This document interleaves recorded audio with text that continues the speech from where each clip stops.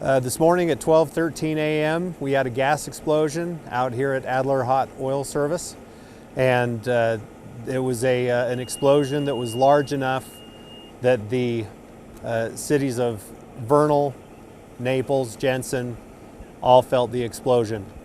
Responders came out onto the scene and assessed the situation, staged far enough back to be able to evaluate what we were working with. The incident commander called for an evacuation of citizens within a half-mile.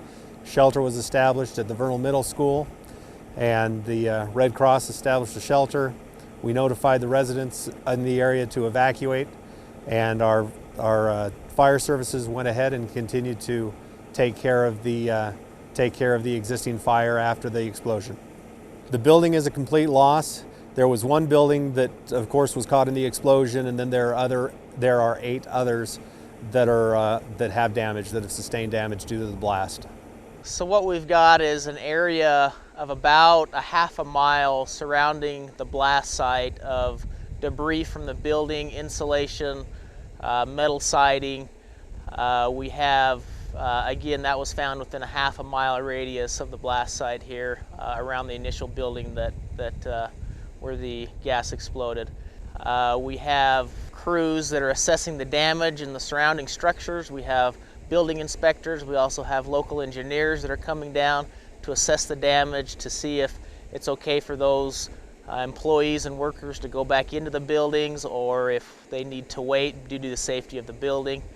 If you noticed around the area, we have windows that have been broken. We have garage doors, bay doors that have been blown off, and metal siding torn off of the buildings. Our crews did a great job arriving on scene, establishing command, doing initial size up of the scene. We immediately isolated the propane tanks near the building.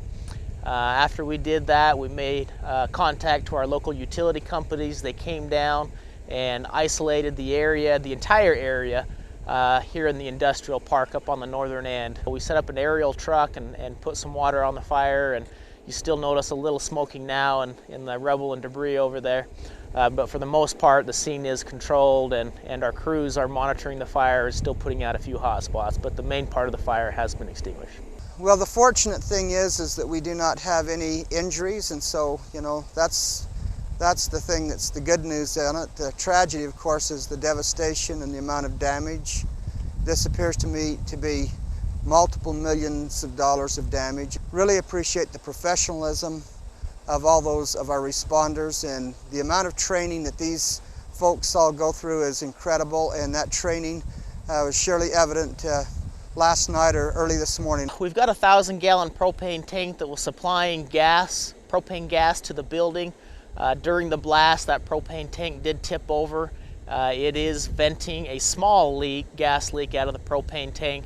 Right now at this time, we're not too worried about it. Most of that propane gas is dissipating into the atmosphere. We're just making sure that the scene is safe for the fire investigators that have arrived on scene to investigate the fire.